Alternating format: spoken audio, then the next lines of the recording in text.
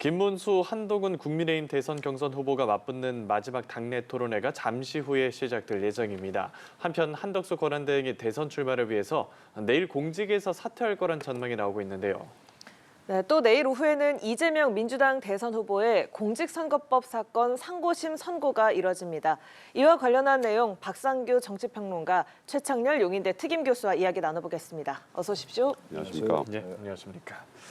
내일 오후 3시에 대법원이 민주당 이재명 대선 후보의 공직선거법 위반 상고심 선고를 내립니다. 전원합의체 회부 9일 만에 최종 결론이 나와서 속전속결 선고를 두고 지금 해석이 여러 가지가 나오고 있는데 어떤 해석 두고 계실까요? 빠르긴 빠르죠. 예. 대법원의 전합은 보통 한 달에 한 번 정도 하는 것을 지금 2번을 하고 또 잇따라서 이틀 뒤에 또 하고 빨라도 너무 빠르다 이런 해석을 여러분들이 내놨는데 사실은요. 이게 이재명 대표에 대한 그 선거법 항소심에서 예. 무죄가 나올 때 그 바로 다음 날 조희대 대법원장이 전원 합의체 회부를 상고심은 그런 방식으로 하겠다고 예고를 했기 때문에 네. 준비는 그때부터 들어갔다고 봐야 돼요. 그러니까 9일 만에 갑자기 무슨 뚝딱뚝딱 내놓는 것은 아니고 저는 적어도 한 달 이상 준비를 했다. 10명이 넘는 헌법재판소 대법원 연구관들이 예. 준비를 착실하게 해서 검토를 충분히 마친 거기 때문에 자꾸 이게 속전속결. 그러니까 그 시점만 놓고 보면 그게 빠른 것 같지만 준비가 오래전부터 됐고 예. 충분한 연구관들과 대법관들 모두 이제 참여하는 분들만 조희대 대법원장까지 13명 아닙니까? 그래서 이런 분들이 수십 명이 각 팀에서 이 소부별로 또 대법관별로 연구를 해온 것이기 때문에 그게 빠르다는 것만 강조할 일은 아니다 이렇게 봅니다. 알겠습니다. 아무래도 대선 앞에 있다 보니까 속도에 조금 더 주목이 되는 것 같은데 교수님 생각은 어떠실까요? 보통 633 얘기를 많이 하잖아요. 예. 기소되고 나서 1심이 이제 6개월 내에, 2심은 3개월, 그리고 3심, 최종심은 이제 그로부터 3개월. 그게 잘 지켜지지 않았었어요. 그래서 이번에 조희대 대법원장이 그 강조를 많이 했죠. 강행 규정에 가까운 거다. 사실상의 강행 규정이다 이런 이제 얘기도 하고 있었는데 3월 26일 날 항소심이 있었으니까 예. 3개월이면 6월 26일이에요. 3개월 이내에 하라는 거니까 꼭 3개월이 꼭 꽉 채워져야 되는 건 아니긴 해요. 그럼에도 불구하고 어쨌든 간에 대단히 빠른 것만 분명해요. 5월 1일 날 선고 날짜로 잡힐지 저는 꿈에도 몰랐어요. 진짜 깜짝 놀랐는데 요즘 제가 본 이 기사 중에 가장 놀랐는데 예. 아무튼 대선 전에 이제 이재명 이제 후보죠. 더불어민주당의 후보니까 이재명 후보에 관련된 사건, 공직선거법 사건에 대해서 불확실성을 제거하고자 하는 그런 의도인 것 같아요. 왜냐하면 지금 2심에서 무죄 나왔습니다만 대법원의 최종 판결이 안 나왔으니까 유무죄를 정확히 모르고 이제 국민들이 선거에 임하는 그런 결과잖아요. 예. 어쨌든 이 상황을 유죄 무죄를 정확히 하고서 선거를 치르겠다는 것 같은데 만약에 근데 여러 가지 이게 경우가 있잖아요. 상고 기각도 있고 예. 네. 파기환송도 있는데 예. 만약에 파기환송이 되면 그건 유죄 취지로 파기환송하는 거예요. 예. 그 서울 고등법원에 다시 이 사건이 돌아가는 건데 그거는 6월 3일까지는 어려울 겁니다 아마. 그렇게 되면 여전히 유무죄는 잘 모르는 상황이 되는 겁니다. 알 수는 없어요. 어떤 파기 자판의 경우는 거의 없다고도 그러니까 제가 봐도 없을 것 같아요. 파기 자판은 유죄로 확정을 해야 되는데 무죄를 유죄로 한 다음에 그런 다음에 거기서 최종적으로 양형을 하는 거거든요. 근데 그거는 제가 봐도 거의 불가능할 겁니다 아마. 그건 거의 상정하기 어렵고 상고 기각이나 이제 유죄 취지의 파기환송인데 결과는 지켜봐야 되겠죠. 어쨌든 불확실성을 제거하겠다는 그런 의도가 다 깔려 있다고 봅니다. 예. 예, 알겠습니다. 자, 이야기하는 대로 대선까지 불과 한 달밖에 남지 않았기 때문에 또 어떤 선거 결과가 나올지 더욱더 주목을 받고 있는 상황인데 여러 시나리오 방금 언급을 하셨잖아요. 어떤 결과 나올 거라고 예상하세요? 글쎄요, 제가 대법원 판결에 대해서 예측한다는 것도 좀 적절치 않을 수가 있는데 제가 볼 때 상고 기각의 가능성이 높을 것 같아요. 현재 이게 무슨 대법원이 정치 재판하는 곳은 아니긴 합니다만 이렇게 상당히 빨리 서두르는 걸로 봐서 만약에 최종 결론이 무죄로 나왔던 것을 유죄 취지로 파기환송을 한다. 그렇게 되면 상당한 그 혼란이 있을 겁니다. 혼란이라기보다도 정치권에 상당한 파장이 있겠죠. 지금 이제 더불어민주당의 대선 후보로 이미 확정이 된 이제 주자이기 때문에 그리고 지금 이 대법원이라는 데가 사실관계를 다툰다기보다도 이게 법리의 적용이 잘못됐냐, 잘못되지 않았냐를 따지는 데 아닙니까? 이른바 이제 법률 심리를 하는 곳이기 때문에 예. 이 시간이 빨리 잡히는 거 아무리 준비를 많이 해왔다 하더라도 이렇게 빨리 잡히는 걸로 봐서는 상당히 결론이 나 있는 게 아닌가. 만약에 다시 유죄 취지로 파기환송하려면 시간이 좀 더 걸렸을 것 같아요. 상당히 준비를 해왔다 하더라도. 근데 그런 것에 비해서는 시간이 어쨌든 상대적으로 빨리 잡히는 걸로 봐서는 저는 상고 기각의 가능성이 높지 않느냐 이렇게 보긴 합니다. 예. 네, 상고 기각을 좀 조심스럽게 예측을 해주셨는데 기각으로 무죄 확정이냐 아니면 유죄 취지의 파기환송이냐 아니면 또 다른 시나리오냐 어떤 결과 좀 전망하세요? 뭐 아까 말씀하신 대로 파기 재판의 가능성은 일단 대단히 낮은 걸로들 예상을 하시니까 그리고 그거는 또 복잡하고 예. 시간이 또 단계가 또 필요하니까 그렇게 하지는 않을 것이라는 전망에 저도 동의를 합니다. 다만 상고 기각과 이 유죄 취지 파기 환송은 아직은 예단할 수가 없다고 봐요. 대법원에서 또 생중계를 허용을 했는데 사실 아까 최 교수 말씀도 5월 1일은 너무 빠른데 최근 본 뉴스 중에 가장 놀랍다고 하시잖아요. 저도 그 정도는 아니지만 상당히 이례적으로 보는데 그 이유는 5월 11일 대선 후보 등록 마감 이전에 되도록이면 그보다 빨리 해서 어떤 결론이든 정치권에 주는 충격을 최소화하자. 그러니까 이게 늦으면 늦을수록 폭발력에 따른 피해가 커요. 예를 들어서 이재명 후보가 대선에 나가는 데는 유죄 취지 파기환송이라고도 지장은 없습니다. 왜냐하면 유죄 취지 파기환송을 하면 그게 서울 고법으로 되돌아가서 거기서 결론이 또 나야 이게 확정이 되는 거니까 그러려면 적어도 한 달 이상 또 시간이 걸려요. 그러니까 대선 후보로 나오는 데는 지장은 없다. 다만 상고 기각이면 뭐 이 후보로서는 더할 나위가 없겠지만 유죄 취지 파기환송도 될 수가 있죠. 왜냐하면 헌법재판소와는 달리 대법원은 그 12분의 대법관들이 각자 의견을 표시합니다.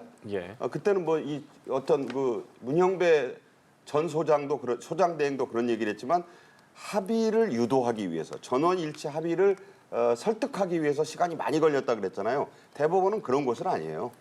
각자 의견을 내서 마치 팻말 들듯이 이제 신문이나 TV 그래픽으로도 쭉 나오겠습니다만 사진과 함께 다 이제 나와요 이게. 그냥 각자 의견을 표시하는 거예요. 마치 비유가 어떨런지 모르겠습니다만 체조에서 또는 다이빙에서 심판들이 점수 표시하듯이 하는 거예요. 따라서 그게 6대 6이면 조희대 대법원장이 캐스팅 보트를 행사해서 7대 6을 만듭니다.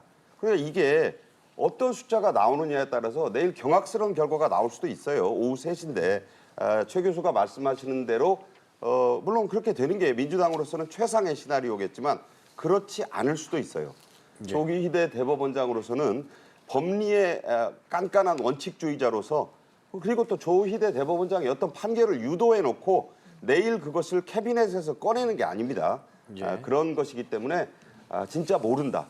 솔직히 말하면 뭐 법대로 하겠지요라고 이재명 후보가 얘기를 했지만 속으로는 아니라고 하면서도 지금 이 밤에 가장 불안할 사람은 역시 이재명 후보 아니겠는가 그런 생각을 저는 해봐요. 그래서 조심스럽지만 기다려보자. 아무도 그 결론을 예상할 수는 없다.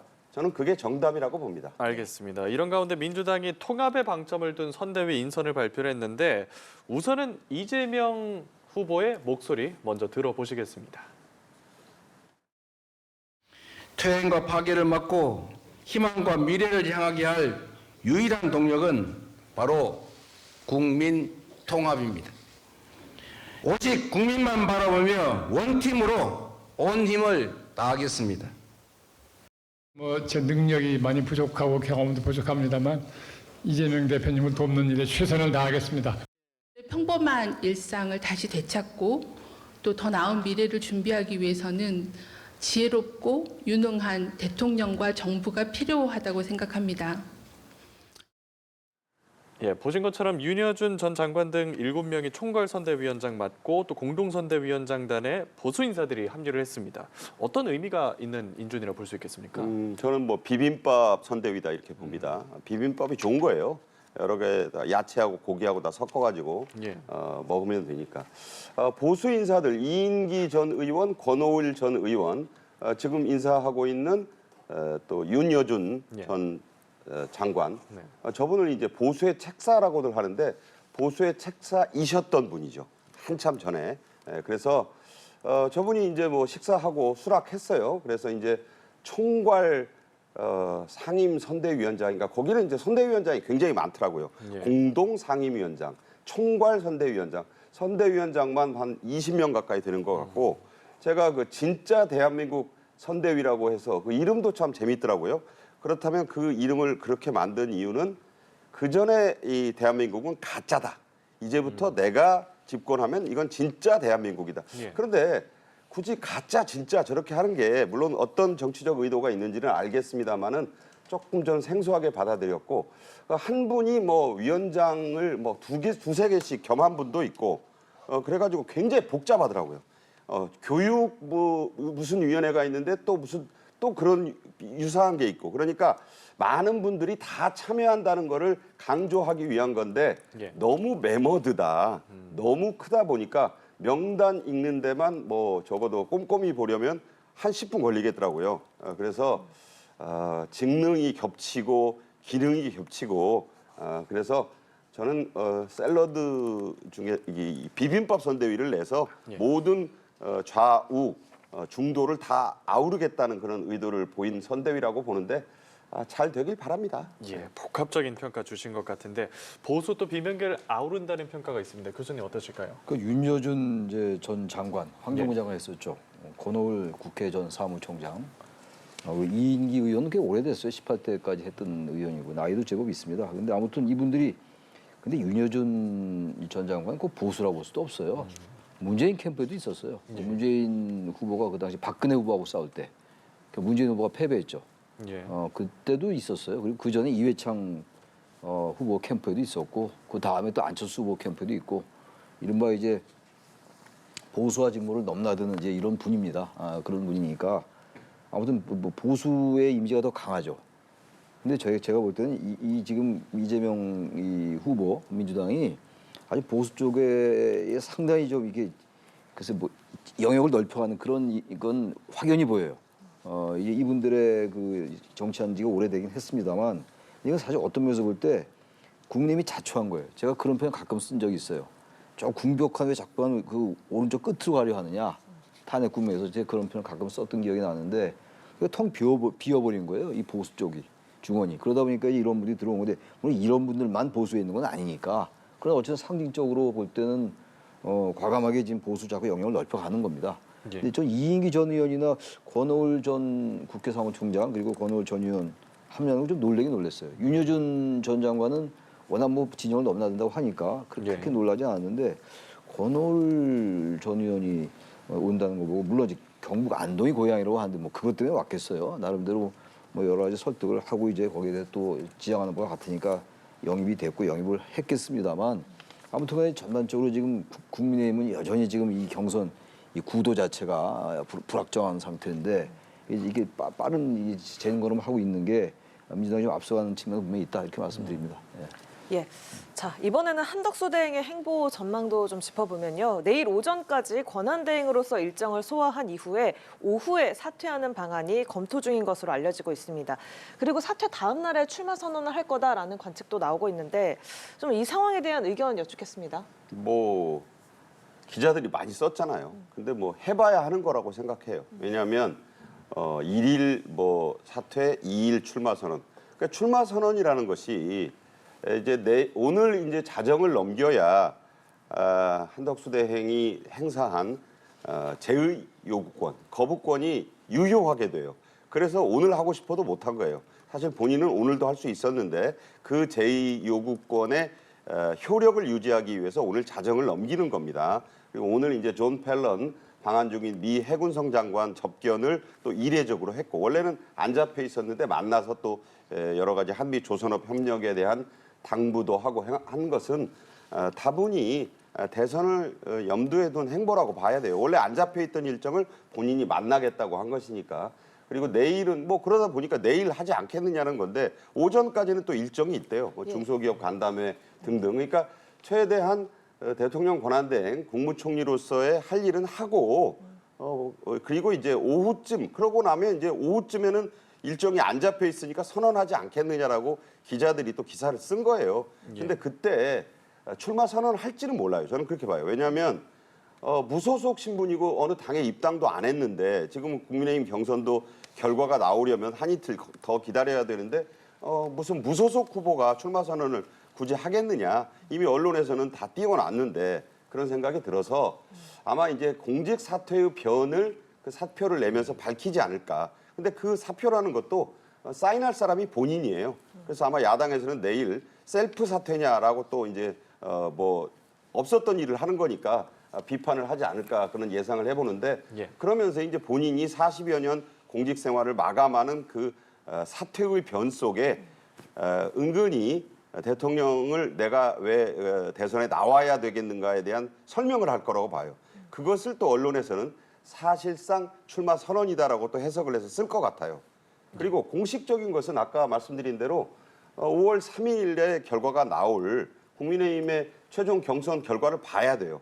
거기서 김문수 후보가 될 건지 한동훈 후보가 될 건지에 따라서 한대행과의 단일화가 순탄케 될 수도 있고 또 장애물을 만날 수도 있어요. 특히 한동훈 후보 같은 경우에는 한덕수 대행 이름을 말하지 않으면서 이거 패배주의 아니냐라고 얘기하면서 자강론의 힘을 싣고 있어요. 따라서 그것도 변수가 있다. 그래서 출마 선언이라고 할 것을 굳이 얘기하지는 않지만 내일 오후에는 일정이 안 잡혀 있으니까 사퇴하지 않겠느냐. 이렇게 보는 게 현실적인 분석이라고 봅니다. 네, 바로 내일 모레면 알 수 있겠습니다만 한대행의 공직 사퇴와 대선 출마 전망 교수님께서는 어떻게 보고 계세요? 이미 뭐 기정사실화가 된 것 같아요. 저는 한덕수 대통령 권한대행이 출마를 결국 안 할 것이다라고 이제 말씀을 많이 드려왔는데 네. 그런 주장을 하기가 어려운 것 같아요. 이미 저 언론에 지금 아까 연하면서 자막이 이렇게 나오잖아요. 내일 사퇴한다가 아직 기정사실화가 돼 있어요. 예. 제가 볼 때 아무리 봐도 근데 한덕수 대행의 출마는 구여권에게 저는 썩 그렇게 시너지가 날 것 같지 않은데 한동훈 전 대표의 얘기처럼 한동훈 후보의 말처럼 어쨌든 국민의힘 후보들로 자강론을 펼쳐서 말이죠. 탄핵에 대해서 반대했던 부분들을 국민들 앞에 사과도 하고 쇄신도 좀 하고 이런 메시지를 내면서 단일 대우로 갔으면 좋았을 거라는 생각이 드는데 이미 뭐 그 구도는 좀 깨져가는 것 같긴 해요. 지금 우리 박상규 평론가님 말씀처럼 김문수 후보와 지금 한동훈 후보는 전혀 달라요. 이 단일화에 대한 생각 자체가 다르기 때문에 두고 봐야지 알겠습니다만 또 누가 될지도 아직 모르는 것이고 근데 아무튼 한덕수 대행이 만약에 출마를 해서 단일화가 돼서 말이죠. 최종 후보가 될지 안 될지 모르겠습니다만 여러 난관이 있을 거예요. 쉽지 않을 겁니다 아마. 근데 만약에 출마한다고 하면 저는 윤석열 대 이재명 후보가 또 나올 거라고 봅니다. 그럼 윤 전 대통령이 소환되면서 윤 전 대통령과 지금 이 한덕수 대행을 같이 왜냐하면 이분은 사실 탄핵 무슨 뭐 이런데 큰 책임이 있다는 게 아니라 이게 윤석열 정부 출범할 때부터 총리를 했어요. 지금까지 총리를 하고 있는 거고 윤석열 정부의 많은 실정에 상당한 책임이 있어요. 그 책임을 소환하게 되는 거기 때문에 저는 왜 구 여건이 이러한 선택을 하려 하는 것인가 그만큼 자신이 없는 것 같아요. 현재 이 탄핵 구도 자체가 국민의힘에겐 대단히 불리한 구도이기 때문에 그런 것 같긴 한데 어떻게든 국민의힘의 그 후보들로 대선을 치를 생각 안 하고 경선이 한창 진행 중에 자꾸 국민의힘 지도부가 단일화 얘기를 꺼내고 말이죠.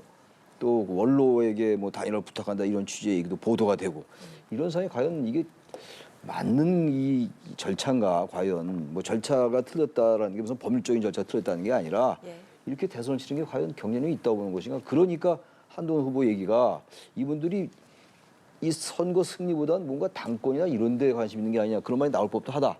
저는 그렇게 생각합니다. 알겠습니다. 연일 단일화 또 빅텐트 얘기도 나오고 있는데 우선은 국민의힘 안에서 김문수 후보랑 한동훈 후보 중에 한 명으로 좁혀지는 게 우선 아니겠습니까? 경선에서 탈락한 홍준표 후보 캠프 인사들이 김문수 후보 지지를 선언했고 또 나경원 의원도 김문수 후보 지지 의사를 밝혔는데 이 내용 먼저 들어보시겠습니다. 저희 핵심 본부장들이 모두 모여서 논의를 했습니다. 우리 김문수 후보를 지지하는 것으로 이 자리에 뜻을 모아서 함께 했습니다. 김문수 후보님이 국민의힘 최종 후보가 될 수 있도록 힘을 모아주시기를 간곡히 호소드립니다. 대선에 이길 생각이 있는 게 아니라 대선에 진 다음에 어떻게든 당권을 가져보려고 하는 생각을 가진 사람들이 있는 것 같습니다. 예, 이런 얘기들이 있었고 한동훈 후보의 이야기로 질문을 드리겠습니다. 대선보다 당권이냐며 비판의 목소리를 냈거든요. 간단하게 답변 부탁드리겠습니다. 뭐 아까도 말씀을 하셨다시피 이제 뭐 나경원 의원 같은 경우에는 한동안 며칠간 좀 충격이었는지 어쨌는지 좀 말이 없었는데 예. 나경원 후보가 쓰던 선거 캠프 사무실을 그 한덕수 대행의 그 사람들, 돕는 사람들이 사실상의 대선 캠프로 쓰도록 일종의 넘겨줬다 이런 보도가 나왔어요. 예. 예. 그리고 이제 그 사람으로 보자면 나경원 의원 측의 그 일부 인물들 또 오세훈 서울시장 중에서도 그 일부가 갔다고 하고 이런 식으로 지금 어떻게 보면 한덕수 대행 캠프로도 가고 또 김문수 후보 캠프로는 뭐 홍준표 후보가 이제 탈락을 한 뒤에 대거 네. 1시간 남짓 만에 전부 물론 같은 건물이에요 거기가 대하빌딩 그래서 층만 바꾼 건데 그렇게 해서 또 가니까 눈물이 그렁그렁한 채로 그 정치 인생을 마감을 한 홍준표 후보 입장에서는 다소 네. 좀 머쓱해가지고 도와달라는 그 김문수 후보의 요청에 휴대폰도 꺼놓고 안 받는다고 하는데 좀 이 경선에 좀 몰입하기가 힘든 상황이 좀 안타깝긴 합니다. 그래서 이런 부분에 대한 것이 우선 그 국민의힘 경선 후 단일화 논의로 가는 것이 순리 아니겠느냐 이렇게 봐요. 알겠습니다. 어떤 길을까요? 자, 한덕수 대행의 출마에 대해서 일단 여론이 부정적인 게 상당히 많아요. 근데 어쩌자고 출마하는 건지 모르겠어요, 제가 볼 때. 그러다 보니까 이게 아무튼 이 대선이 좀 어렵다고 느끼고 판단을 하고 이 경북 대구 지역을 중심으로 한 이른바 친윤을 중심으로 한 친윤 그룹을 중심으로 한 당권 내지는 당의 원내대표 선거라든지 뭔가 이런 걸 노리는 게 아닌가라는 그런 추론이 충분히 가능해요. 예. 이게 부정적이 그리고 어쨌든 윤석열 정부와 이 책임론에서 자유로울 수 없는 한덕수 권한대행의 단일화 왜 이렇게 강조하냐고요. 경선 과정인데. 아무튼 제가 판단하기에는 어떻게 보면 이 친윤그룹의 여전히 주류인데 지금 국민의힘에 이분들은 한동훈 전 대표는 절대 막아야 된다. 전 좀 그렇게 느껴져요. 이게 무슨 상대방이 어떻게 하면 이기겠느냐 이런 전략을 짜는 것보다는 어떻게 한동훈만은 막아야 된다. 그래야 우리가 나름의 기득권을 유지해야 된다라는 생각이 있는 게 아닌가. 그럼 좀 해석이 됩니다. 설명이 좀 되는데 그 설명이 제가 안 돼. 제가 이 생각이 짧아서인지 모르겠으나 그렇지 않으면 적어도 설명이 안 된다. 그 말씀을 가름을 하겠습니다. 예, 알겠습니다. 지금까지 최창렬 용인대 특임교수 박상규 정치평론가 두 분과 함께했습니다. 고맙습니다. 네, 감사합니다.